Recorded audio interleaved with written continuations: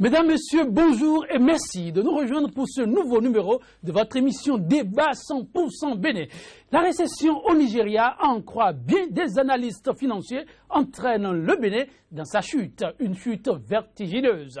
Les finances, ce n'est que secret de polichinelle, ne sont plus au meilleur de leur forme.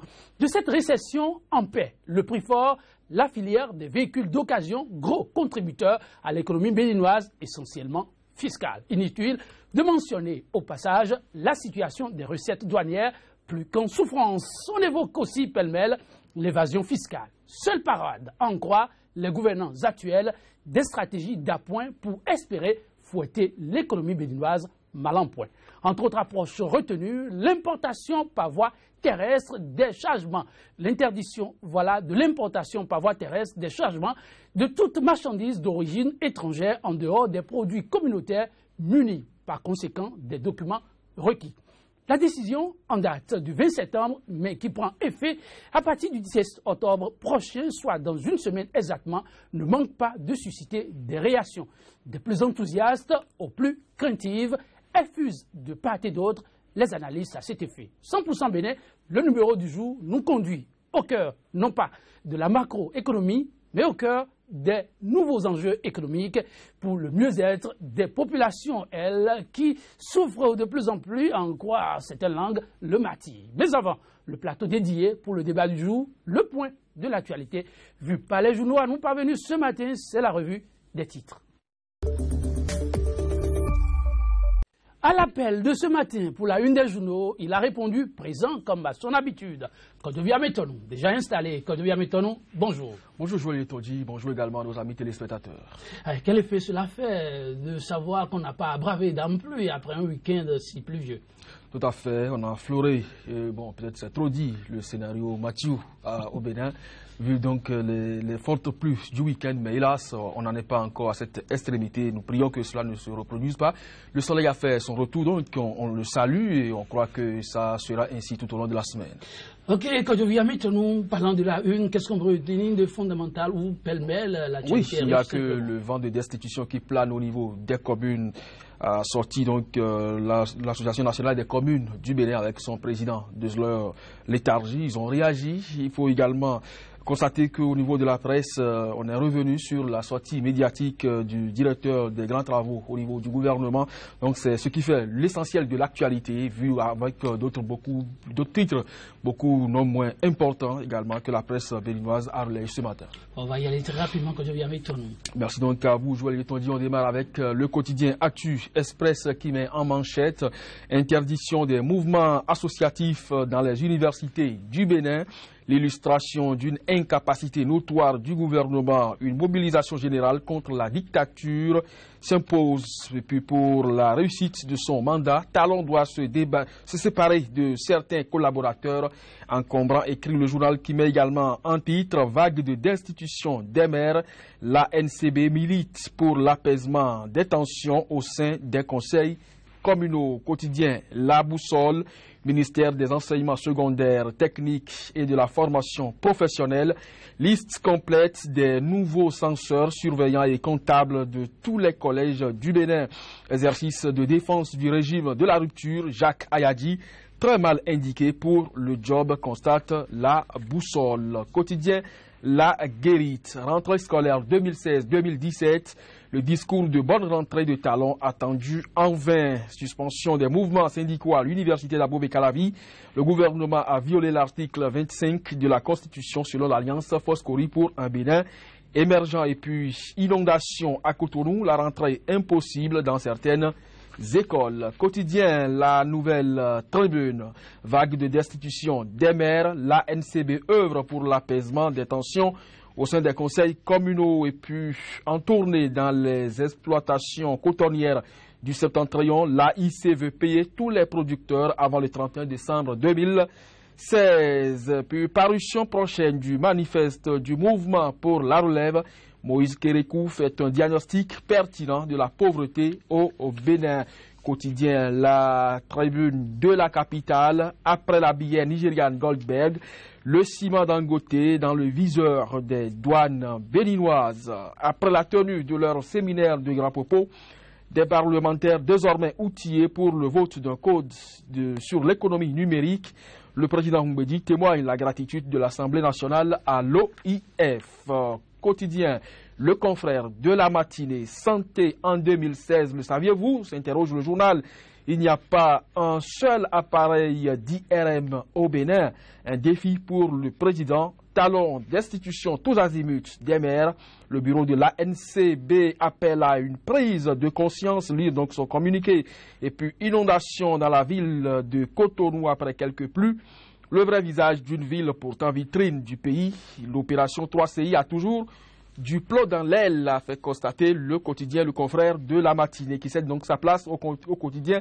Le Télégramme, redéploiement à la gendarmerie nationale, liste complète des CB et CBA affectés, puis coopération entre le Bénin et le Nigeria, les vraies raisons de la visite de Talon au Nigeria le 3 octobre dernier. L'événement précis, suspension des activités des organisations estudiantines par le gouvernement. L'Alliance FCBE appelle à une riposte collective. Et puis face au vent de destitution dans les communes, l'ANCB invite les maires à une gestion saine et concertée. Quotidien Matin Libre, sortie médiatique ennuyeuse hier. Ayadi la grignote. Et puis pour ses prises de position, Guy Mitokpe menacé. Nord-Sud, quotidien pour terminer. Destitution tous azimuts des maires, l'appel de l'ANCB au conseil communaux, insécurité, une forte quantité d'armes artisanales a résonné à Vaudier. Joël Yitondi, ce sera donc tout pour la une des journaux pour le compte de ce matin. Merci Kodovia Metonon, je vous laisse partir. On se retrouve nous demain. Tout à fait. Merci bien. Mesdames, Messieurs, nous passons à la seconde étape de ce plateau. Ce sera l'instant débat, mais avant, la régie pour cette transition. Sika TV fait désormais escale dans chacun des pays africains. Escale numéro 1, le Bénin.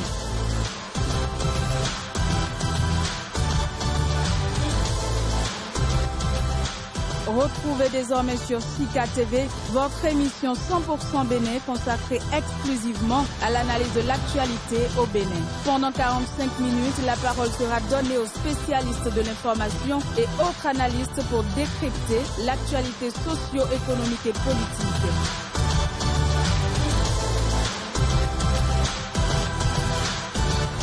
« 100% Bénin, c'est du lundi au vendredi sur Sika, le vrai visage de l'actualité en Afrique.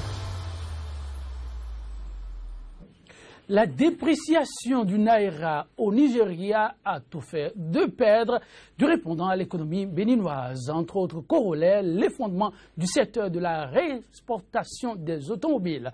Un secteur moribond qui, à lui tout seul, aurait fait perdre à l'État béninois un peu plus de 45 millions d'euros de recettes douanières en un an. Tenez-vous tranquille, pratiquement le double quand on comptabilise toutes les autres marchandises, produits congelés, farine, de blé et autres, réimportés vers le Nigeria.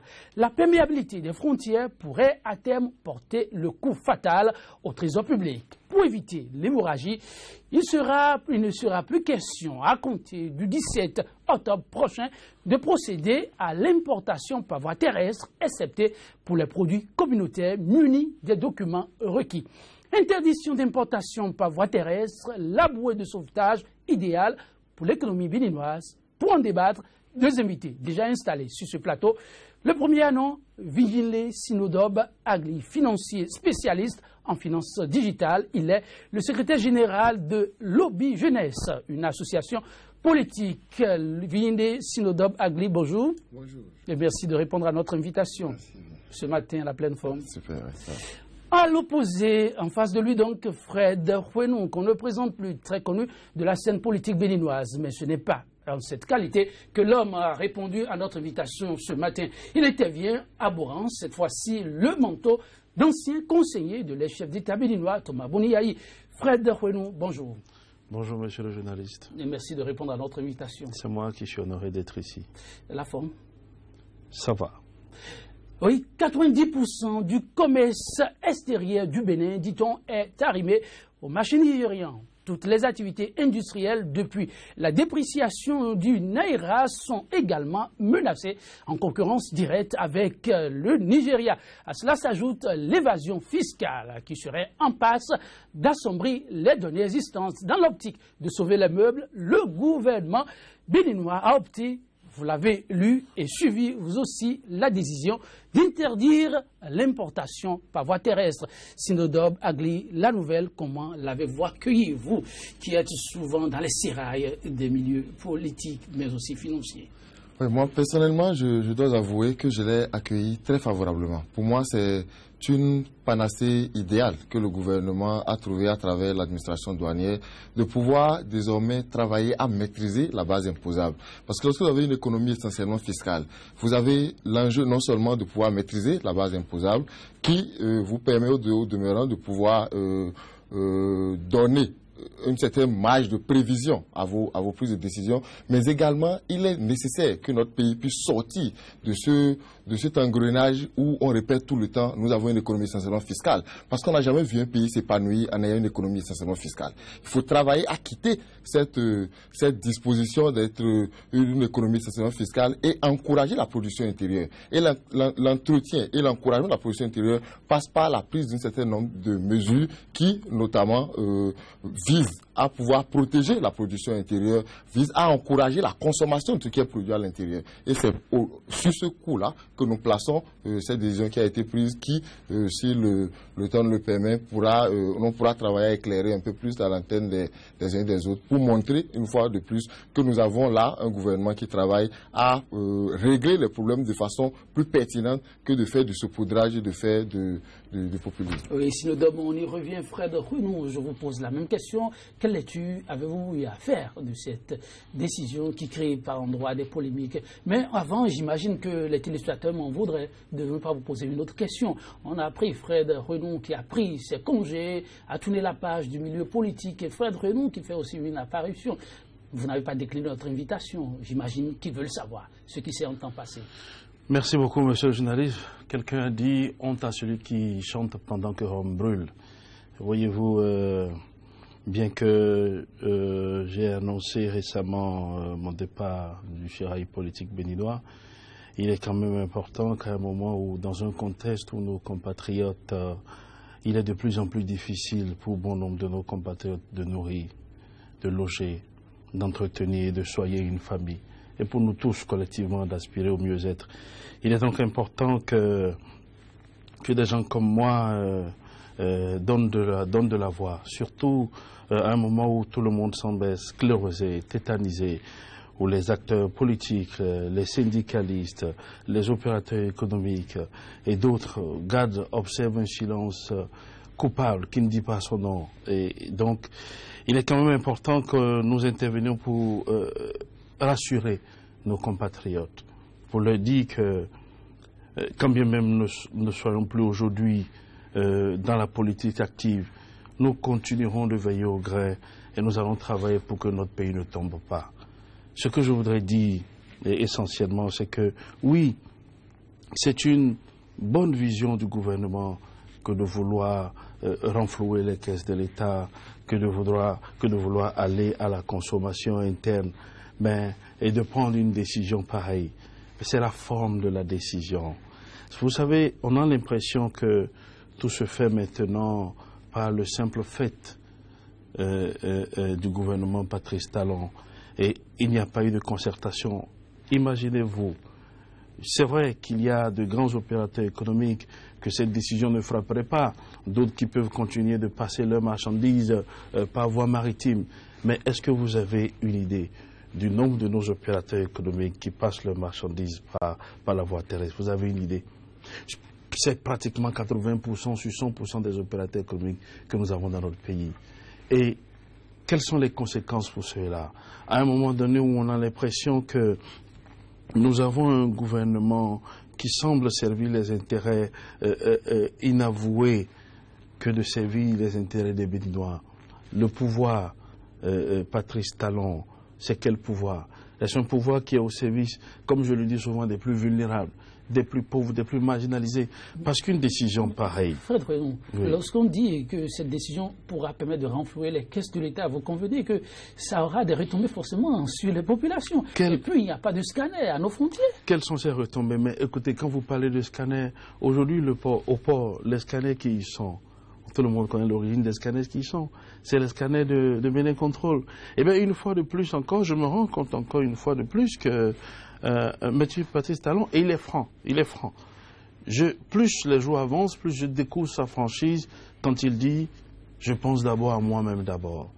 Et donc, cette décision, il pense d'abord à lui. Ben oui, parce que le pouvoir d'État dont il jouit là, c'est fait pour servir les Béninois. Ce n'est pas fait pour se servir lui-même. Et quand il prend des décisions aussi scélérates, s'il vous plaît, on va où? Quand on ferme les frontières, je prends d'abord sur le plan national. Le nombre d'opérateurs économiques béninois qui vont en pâtir, c'est énorme. Est-ce qu'on en discutait avec eux?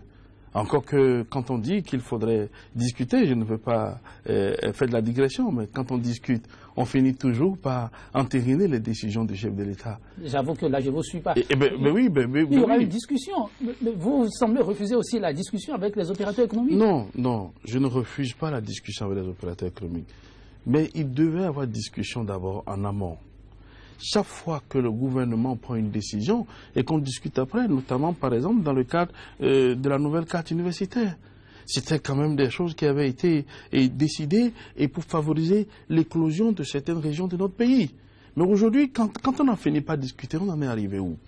C'est pour dire que moi je vois qu'il y a une méthode silencieuse de la part du gouvernement Talon de décimer systématiquement tous les opérateurs économiques au profit d'un seul individu ou d'un groupuscule donné. Et c'est dangereux parce que nos compatriotes qui sont dans le domaine de l'importation, vous n'avez pas idée, dans un pays, il a dit à économie purement fiscale, combien de Béninois vivent des importations? Parce que le secteur le plus développé encore chez nous reste encore, hélas, malheureusement, le secteur secondaire. Mais quand on veut tuer ce secteur aujourd'hui, pas une décision pareille qui rentre en vigueur le 17 prochain, vous n'avez pas idée. Et on veut discuter avec les gens pour trouver quelle solution. Lorsqu'on oblige tout le monde de passer sa marchandise par la voie maritime, et qu'on sait que ce sont les scanners de M. Patrice Talon et qui se trouvent encore au niveau du port. Et donc, quand on a encore un souvenir, et un souvenir assez vivace dans notre mémoire d'ailleurs, de ce qu'a été la courte intermède Bénin Control, voilà, on est en mesure de s'inquiéter et de se demander où est-ce que nous allons. Sinodome ne vous comprend pas. Je suis obligé de sourire parce que je vois les balbutiements et toute la gymnastique que fait mon ami Fred pour s'en sortir, parce qu'il se retrouve aujourd'hui à critiquer quelque chose qu'il a défendu hier ardemment, parce que c'est eux hier qui montaient au créneau pour défendre PVI. C'est pas aujourd'hui qu'ils nous diront que le PVI est mauvais ou que les scanners de Bénin Control ne sont pas idéaux. Je ne vais pas aller. Le PVI a connu un sort. Oui, parce qu'entre-temps, ils sont rentrés peut-être en porte-à-faux avec l'opérateur économique qui était le promoteur. Donc, je ne vais pas aller sur ce terrain, mais je veux juste faire remarquer que nous sommes là en face d'acteurs qui ne pensent qu'à eux, malheureusement, qui ne pensent pas au peuple. Quel acteur? Vous parlez comme lui ou bien vous parlez de lui? Non, parce que lui, il parlait aussi d'acteurs qui ne pensent qu'à lui, en nommant le chef de l'État. Non, je parle de lui et de tous ceux qui pensent comme lui, parce que je voudrais attirer votre attention sur un fait. Avant d'arriver aux questions, pour moi, qui pourraient relever du subjectif, je vais d'abord expliquer de façon technique un certain nombre de choses, pour que les populations comprennent. Parce que c'est ceux qui ne veulent pas, justement, dire la vérité au peuple, qui travaillent à être toujours subjectifs dans leur approche. Il faut comprendre dans cette décision... Mais avant l'aspect technique, dites rapidement, il parle d'importateurs, parce que c'est aussi votre milieu. Oui, il dit que le gros lot de ceux qui passent par la voie terrestre sont majoritaires. Et ce sont ceux-là qui n'ont même pas les moyens de pouvoir passer au port de Cotonou. Je vais l'expliquer de façon très technique pour que les gens comprennent. Ce qui se passe au niveau de cette décision-là, en réalité, a pour objet de ramener un certain nombre d'activités au niveau du port autonome de Cotonou. Pourquoi ?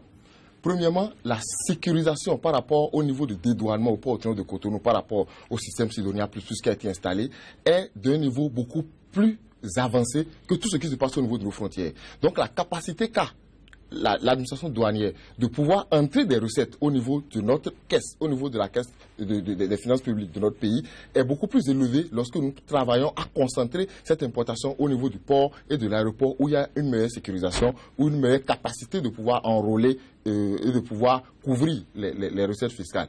Lorsque nous allons au niveau des frontières, qu'est-ce qui se passe? Il se passe que nous travaillons à dépeupler le port autonome de Cotonou. Et c'est ça, pendant longtemps, on a décrié que le port autonome de Cotonou n'était plus fonctionnel, que le port de Lomé, il y avait plein de bateaux en rade, pendant que le port de Cotonou était vide. Mais ces bateaux en rade-là, lorsqu'ils déchargent leurs conteneurs, ils font travailler des dockers togolais. Ils font travailler des transitaires togolais, des déclarants en douane togolais, des sociétés togolaises. Ils payent leur dédouanement correctement au Togo, parce qu'en payant le dédouanement au Togo, on dédouane la marchandise qui est dédouanée. Mais lorsqu'ils doivent transiter par nos frontières, il a conduit et sorti par craquer pour entrer dans le Nigeria, on dédouane en ne tenant compte que du nombre de conteneurs par camion. On ne regarde plus le contenu. Donc, pendant qu'au niveau du port de Lomé, il a peut-être dédouané sa marchandise à un pourcentage beaucoup plus honorant, au niveau de nos frontières, simplement parce qu'il veut traverser notre pays, on suppose que c'est juste un pays de transit, on veut traverser notre pays, le taux de dédouanement est très bas. Mais pendant que ce taux de dédouanement est très bas, son camion traverse, il a conduit jusqu'à craquer. Il a travaillé à détruire nos axes routiers. Il a travaillé à ne pas renflouer non seulement les caisses de l'État, mais à détruire nos axes routiers, à ne pas permettre à nos déclarants en douane, à nos frères qui aujourd'hui sont au chômage parce que le port autonome de Cotonou ne fonctionne pas correctement, de ne pas pouvoir répondre à un certain nombre de normes économiques et de ne pas pouvoir couvrir leurs charges. Et lorsqu'un gouvernement pense au social à ce point-là et veut ramener l'activité au niveau du port de Cotonou pour faire travailler toute la chaîne économique, il faut comprendre. Il faut comprendre également que les 80% dont parle Fred par rapport à nos opérateurs économiques qui ne peuvent pas passer par le port de Cotonou, ce n'est pas lié à leur capacité d'importation. Pas du tout. C'est lié au fait que certains nombre de gros investisseurs ou de gros manutentionnaires ont installé des investissements lourds dans certains ports de la sous-région et ont préféré accoster leurs bateaux par là-bas. Et ça oblige certains opérateurs économiques qui sont dans l'importation à aller chercher donc les marchandises là-bas pour ramener ici tout simplement. En obligeant les gens à venir au port de Cotonou, on n'empêcherait personne de continuer cette activité économique. Il faut que je puisse ajouter une chose. Cette question de penser que le président Talon travaille à se ramener au cœur de l'activité économique, pour moi est très subjectif dans la mesure où c'est pas honnête de ne pas reconnaître qu'aujourd'hui, lorsque l'activité économique au port de Cotonou va reprendre langue, lorsque l'activité au niveau de la chaîne d'importation de notre pays va pouvoir reprendre d'une certaine manière, c'est l'ensemble des Béninois qui vont en jouir. Ce n'est pas non seulement le chef de l'État. Encore que le chef de l'État en jouira, c'est parce qu'il aura plus de moyens pour régler les problèmes de la République. Parce qu'aujourd'hui, on n'est pas sans savoir qu'il s'est retiré de l'activité économique. Est-ce que l'évidence ne crève pas les yeux dans sa démonstration? Écoutez, le chef de l'État permettra à tous ces milliers de jeunes chômeurs de trouver d'activité au niveau du port. Ça paraît quand même pertinent. Moi, j'aime bien la magie des mots. Écoutez, vous le trouvez dans la magie des mots? Je voudrais dire à mon jeune ami Sinodov une seule chose. Voyez-vous, l'école où vous avez appris, où vous apprenez à tricher, moi j'ai enseigné la tricherie jusqu'à récemment. Et je suis sorti de là. Et donc, c'est pour vous dire une seule chose. J'ai défendu avant vous l'homme Patrice Talon. Vous parlez de PVI. Moi, je défends pas Patrice Talon. Une parenthèse. Je défends une économie nationale. Une parenthèse. Le PVI, ce n'est pas, en soi, n'est pas une mauvaise chose. C'est pour ça que nous avons accompagné, nous avons communiqué dans ce sens au début. Mais c'est à l'exécution que nous avions compris qu'on ne peut pas appauvrir un peuple pour un seul individu ou pour une minorité. Mais je voudrais juste dire à Sinodov de comprendre que nos compatriotes qui nous écoutent et qui nous regardent ce matin seront étonnés de votre raisonnement, parce que une politique économique qui donne l'impression aux Béninois d'être des victimes et non des bénéficiaires ne peut susciter que rejet et frustration. Et c'est dans le cas d'espèces, nous sommes dans ce cas. Mais je voudrais bien dire une seule chose. Au-delà même de nos importateurs, il y a un problème. Le Bénin n'évolue pas est-nélo. Le Bénin est dans une sous-région. Le Bénin est dans une communauté. Normalement, sur ce plateau, m'étant retiré de la politique, je devais vous faire à vous, M. Sinodov, et peut-être au président de votre regroupement politique de la consultation. Mais je ne vais pas vous facturer. Je ne vais pas vous facturer ce matin. Je ne vais pas vous facturer. Parce que je voudrais juste vous dire une seule chose. Non, écoutez. Le Nigeria, le géant Nigeria, c'est environ 180 millions d'habitants. Et le Bénin est dans la CEDEAO. Moi, j'ai fait un diplôme sur l'économie nigériane et sur la CEDEAO. Et je suis peiné. Je suis peiné qu'on prenne des décisions comme ça qui nous mettent en porte-à-faux avec notre voisin. Cette décision met le Bénin en porte-à-faux avec ça veut dire que vous n'avez pas compris la décision. Écoutez bien. Il faut que je vous réexplique la décision, en fait. Vous n'avez pas compris. Écoutez très bien. On vous suit. Écoutez très bien. La face cachée de cette décision, vous savez, j'ai l'habitude de dire, celui qui parle comme un profane reste un profane. Absolument. Moi, j'ai été conseiller d'un président de la République. Je maîtrise ça ne fait pas de vous un expert, je suis désolé. On sait comment vous en êtes arrivé là. Non, ça ne fait pas de vous un profane. Je ne suis pas venu ici pour faire de la politique. Nous savons aussi comment vous en êtes arrivé à la poste. Mais là n'est pas mon problème. Non, mais j'ai un concours. Je vous le concède. Donc ça veut dire qu'on peut organiser. Ça veut dire qu'on peut organiser des concours qui ne soient pas des concours frauduleux dans ce pays. Absolument. Bon, d'accord. Ok, d'accord. Donc on y va. Non, c'est pour vous dire une chose. Écoutez, aujourd'hui, vous voyez, il y a un produit qui est de plus en plus traqué par nos autorités actuellement. Et en dépit de tout ce qu'ils font, aller dans les restaurants, aller dans les maquis, ce produit continue de circuler. Et on tue même des Béninois pour ça. Écoutez, c'est des décisions qui ne vont pas faire revenir les Béninois. La vie d'un Béninois est sacrée. Et on le fait pourquoi? On le fait dans un genre de chauvinisme contestable. C'est à quoi vous faites allusion. Oui. Je vous interromps pas, mais on ne veut pas demander aux Béninois de se comporter comme des apatrides. Ils ont la chose chez eux, ils refusent et ils préfèrent promouvoir ce qui vient d'ailleurs. Quelle est la qualité? Pourquoi vous amenez ça sur ce terrain-là? Parce qu'en réalité, lorsqu'on demande, voyez toujours une démarche. Vous savez, ce que nous avons là, c'est leur incapacité notoire à pouvoir penser à une politique économique pour faire booster le Bénin. Parce que vous ne pourrez pas... Le Bénin est entré en compétition avec le monde entier depuis bien des décennies. Et le Bénin ne peut pas se comporter tout comme si le Bénin vivait en autarcie. Non. Le Bénin ne peut pas se comporter comme le Bénin. Une décision pareille, non seulement elle gêne la majorité de nos opérateurs économiques béninois, non seulement elle les appauvrit davantage, non seulement elle leur arrache le peu qu'elles avaient, mais en même temps elle nous met en porte-à-faux avec le Nigeria. Comment? Avec notre grand voisin, le Nigeria. Dites-moi, aujourd'hui nous avons un grand au-delà du produit dont je parle, et peut-être pour ne pas faire de la publicité gratuite, nous avons notre grand voisin Nigeria, le premier contributeur à l'économie nigériane, M. Dangote. Il fait passer tout le temps, à longueur de temps, ces camions ici. Tout le temps, par le Bénin. Des camions qui détruisent aussi nos voies. Ce n'est pas parce que premier importateur nigérien que comme ça se passe, il ne faut pas le dire. Des camions qui détruisent nos voies, certes, mais nous sommes à l'intérieur d'un regroupement économique. Et il faudrait en tenir compte. Parce que le Bénin ne peut pas... Vous savez, je vous dis, excusez-moi, quand on n'est pas boniaï, quand on n'est pas humble, pour aller vers le Nigeria et essayer d'avoir des ristournes pour ses compatriotes, on ne peut pas se permettre de prendre certaines décisions qui mettent tout un pays en difficulté. On dit que lorsque le Nigeria touche, le Bénin est enrhumé. Mais lorsque aujourd'hui, vous êtes en train par cette décision de vouloir contraindre quelqu'un comme Dangote à passer par ailleurs, éventuellement il en a les moyens et il pourra passer par ailleurs. Mais le Bénin va en pâtir. Le Bénin peut-il supporter cette guerre?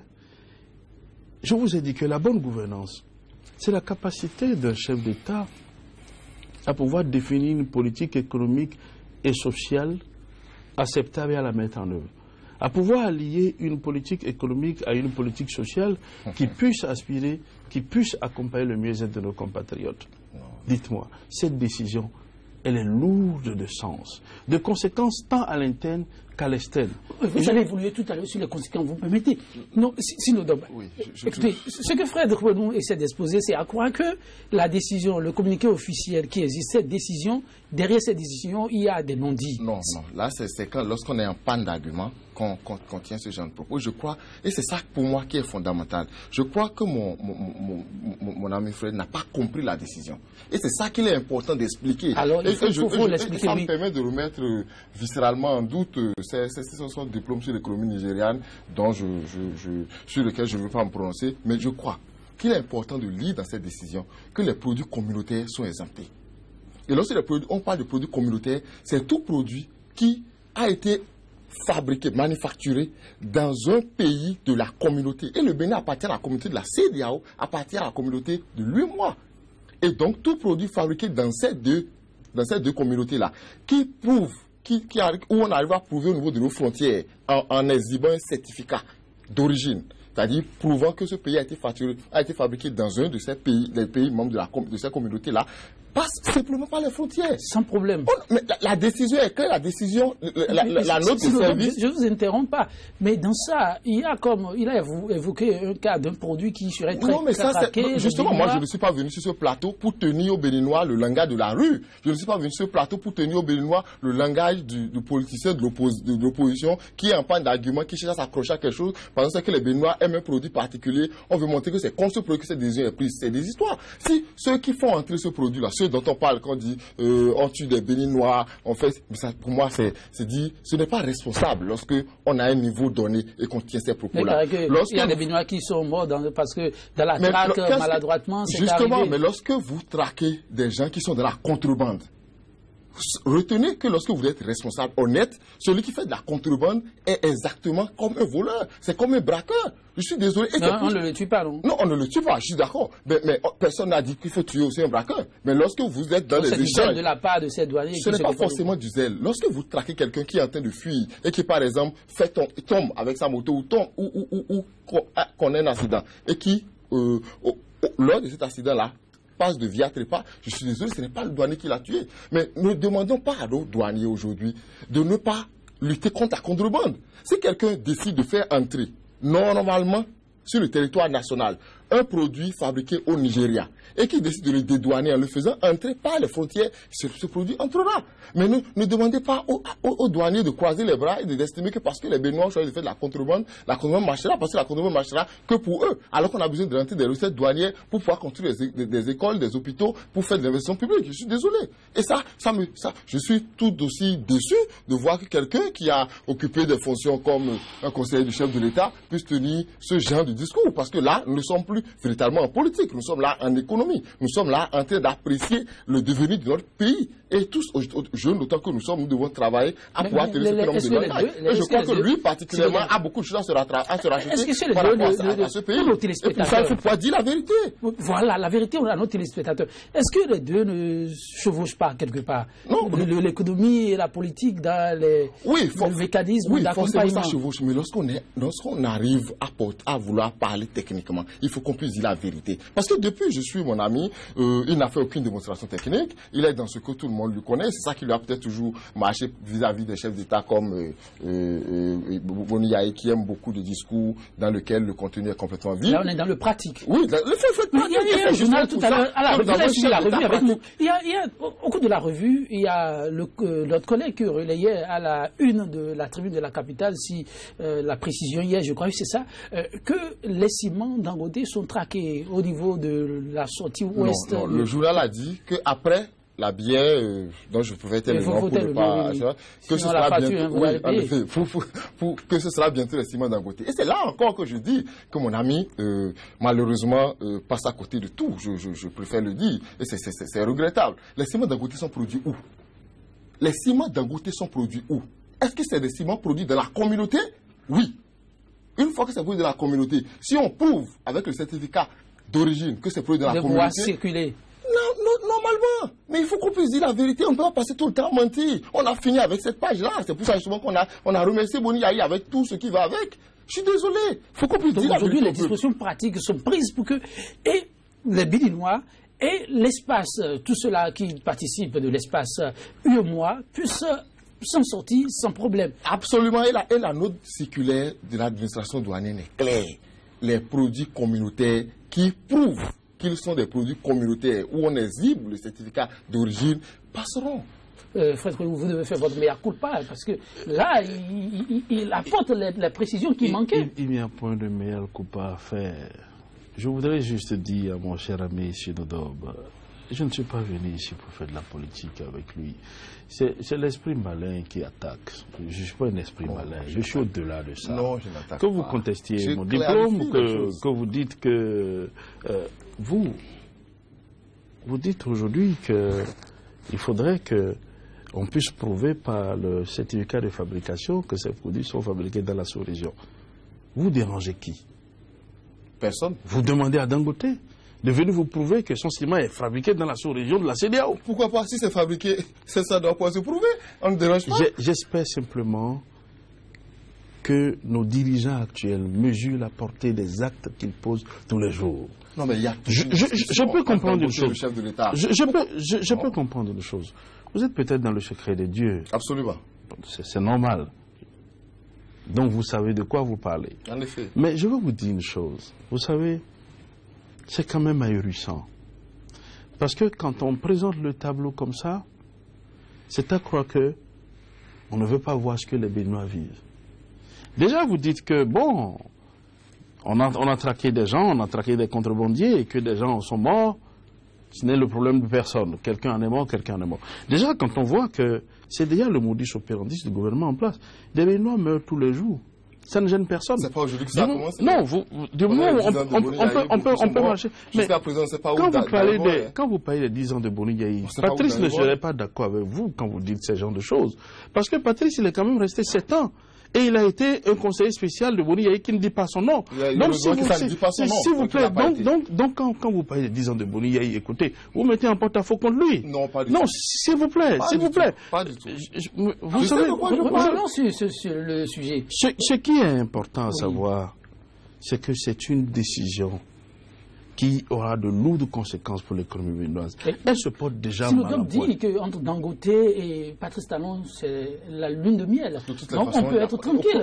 Parce que entre le Nigeria et le Bénin, vous savez, il y a quand même des accompagnements qui ne disent pas le nom, c'est le bon voisinage jusqu'à preuve de contraire entre le Bénin et le Nigeria. Je ne sais pas si Fred a d'autres données. Non, je suis d'accord que, écoutez, la guerre des États, pour résister, c'est une guerre qui se fait dans l'ombre du citoyen lambda. Donc il faut craindre. Mais ce que je voudrais dire, réinvitez-moi sur ce plateau dans 3 mois et réinvitez Sinodome.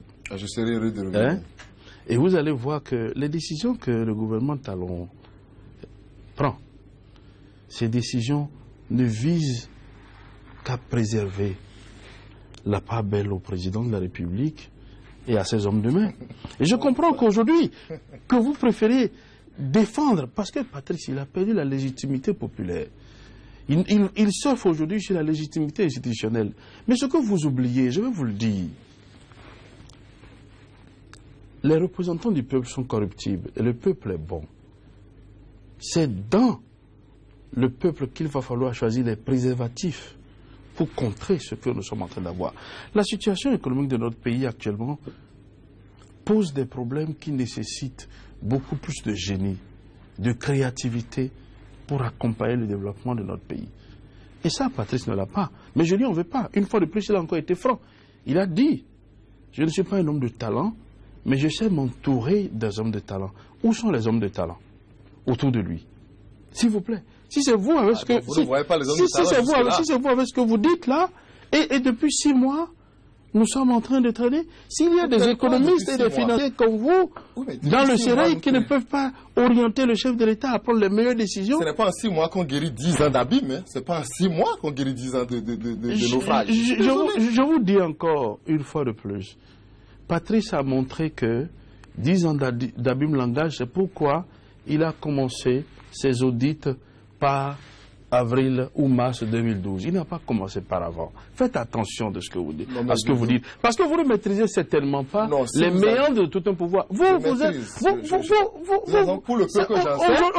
que j'en sais, c'est aujourd'hui que vous... Ah, vous l'éclairez à l'interne, sur les 10 ans de Boni Yahi. Non, pas façon sur les 10 ans de Boni Yahi, mais alors, pourquoi sur les questions de gestion. Sur les questions de gestion. Sur les 6 mois, vous maîtrisez si tant. Mais lorsque Patrice était à Paris et qu'il invitait les gens pour leur parler de leur projet de société, je ne vous ai pas rencontré dans le couloir.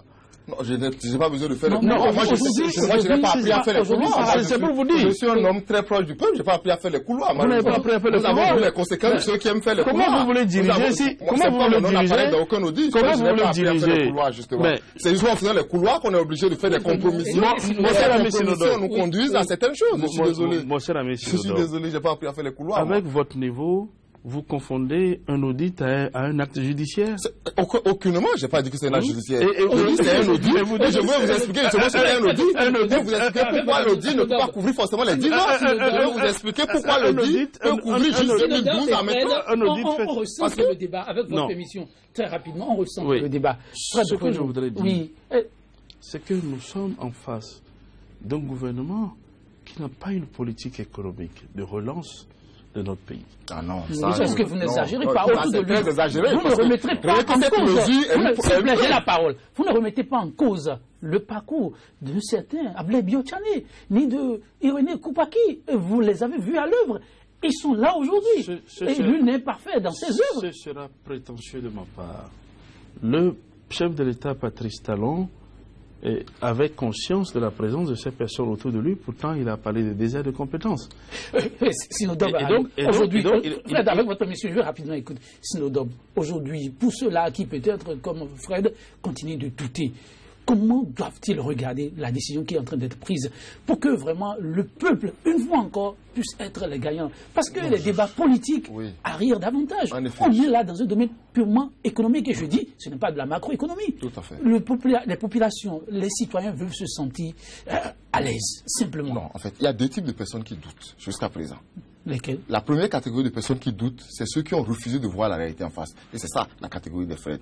Ceux qui, hier, se sont sucrés. Ça ne peut rien pour eux. Non, ils savent que c'est vrai. Mais ils préfèrent dire que ce n'est pas vrai parce qu'ils veulent assumer une certaine posture superficielle d'opposant.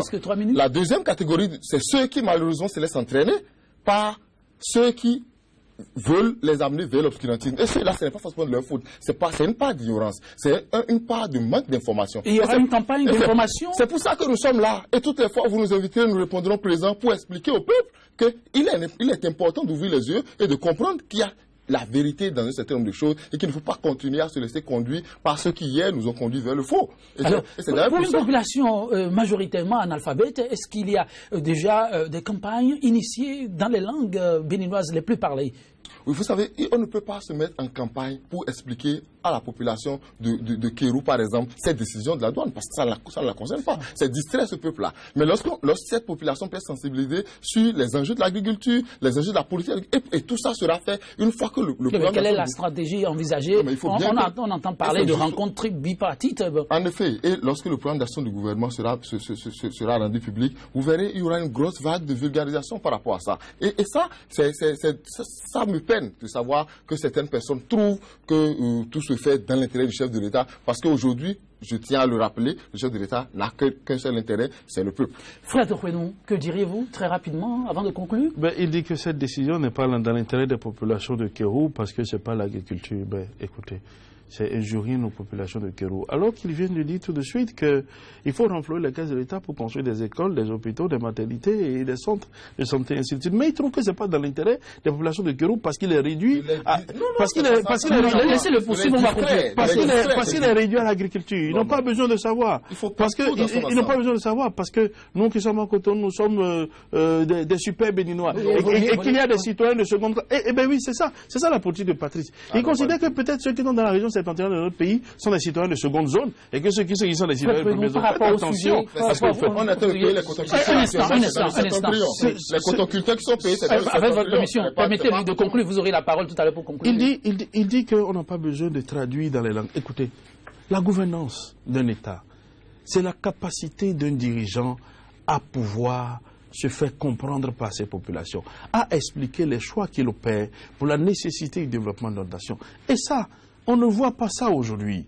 Vous prenez des décisions et on n'a pas l'impression que... Et j'ai dit, des décisions qui donnent l'impression aux Béninois d'être des victimes et non des bénéficiaires. Qu'est-ce que vous attendez de ces décisions? 6 mois après, les Béninois n'arrivent pas à manger. Bon nombre de nos compatriotes n'arrivent pas à inscrire encore leur enfant. En vigueur, le 17 octobre. Il s'agit de l'économie nationale. Écoutez, mon attente, je ne sais pas si Patrice Talon écoute. J'ai compris qu'il n'écoute pas. Que des gens comme moi, on a pris du recul maintenant du sérail politique pour rassembler. Parce que nous voulons rassembler. Écoutez, Patrice Talon n'a plus la légitimité populaire. Il se fait encore sur la légitimité des institutions. Et les institutions sont tous Ils sont tous corrupts. Elles sont toutes corruptibles. C'est vous qui les avez installées. Hein? Elles sont toutes corruptibles. C'est pas moi. Patrice Talon les a installées avec 5 milliards. Si vous voulez, on va faire beaucoup de débats. Il y a tellement de choses à dire dans ce pays. Écoutez, de 2007 à 2011, Patrice Talon, c'est lui qui finançait la campagne des débats. Je voudrais vous donner la parole pour vos mots de fin, mais je constate que vous n'en voulez pas. Mesdames, messieurs, vous l'avez compris, nos invités du jour sont exceptionnels sur le sujet qui a commencé par déchaîner les passions, les spécialistes en la matière viendront. Ceux-ci n'en sont pas moins, vous les avez suivis. Ce n'est qu'un début sur cette décision qui a commencé par susciter assez de débats. Mesdames, messieurs, nous y reviendrons, c'est sûr. 100% Bénin, le numéro du jour, le tout petit premier pour le compte de cette semaine. Nous l'achevons sur cette citation, cette maxime de la célèbre femme française, femme de lettres, Claudine Guérin. Je cite, « L'économie est besoin dans la pauvreté, sagesse dans la médiocrité et vice dans l'opulence. Prenez garde pour ne pas passer à côté et vous attirer la foudre du grand homme qui observe, inquiet mais muet. » Mesdames, Messieurs, merci pour votre aimable attention. Toujours un plaisir d'être en votre compagnie. 100% Bénin, le numéro du jour, c'est terminé. Demain, c'est un autre jour. Prenez du plaisir en notre compagnie et soyez-nous toujours fidèles. À très vite.